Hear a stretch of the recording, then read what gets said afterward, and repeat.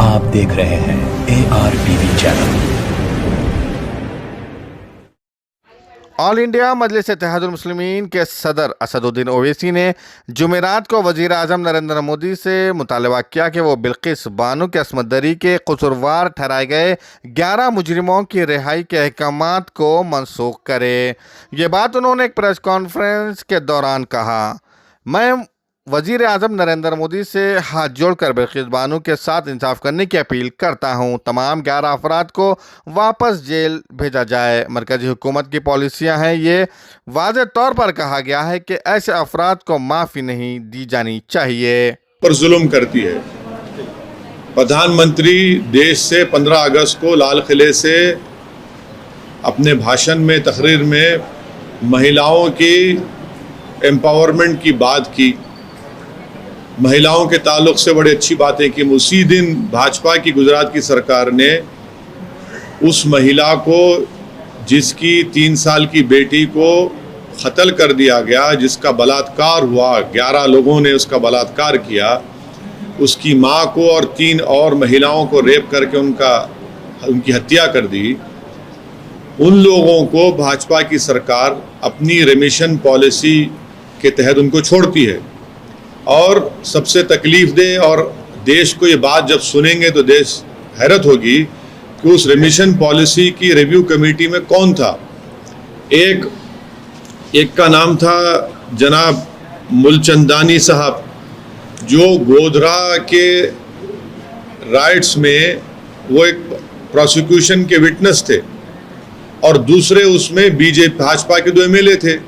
तो आप इनसे इंसाफ की कैसे उम्मीद रखते हैं? रिव्यू कमेटी की, रिव्यू कमेटी के लोग तो 22 लोग थे, भाजपा के MLA हैं, वो तो भाजपा ही हैं, तो वो तो करेंगे, इन लोगों की तायद करेंगे जो बिल्किस बानो का रेप किए, जो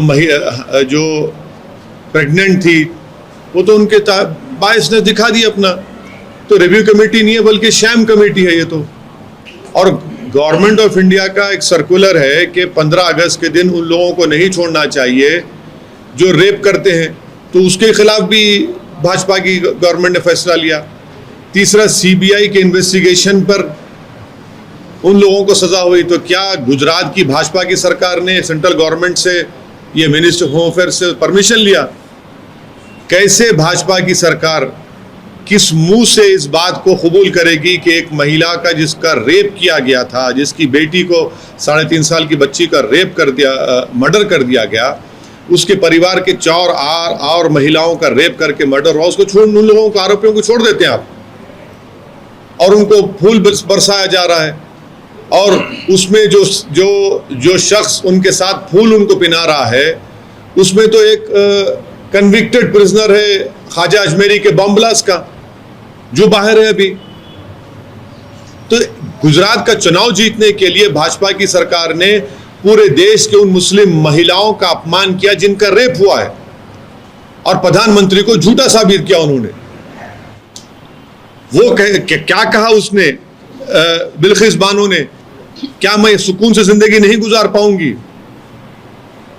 उसने कहा कि दोबारा वो जख्म मेरा जिंदा हो गया है। कि भारत की प्रधानमंत्री और भाजपा चाहती है कि हर मुस्लिम महिला उस जख्म को याद करे जिसका रेप हुआ था। क्लोजर होगा नहीं होगा बिल्किस बानो का? प्रधानमंत्री को हम आपके बड़े चैनलों के जरिए हाथ जोड़ के अपील कर रहे हैं, बिल्किस बानो से अपील कि इंसाफ करो आप।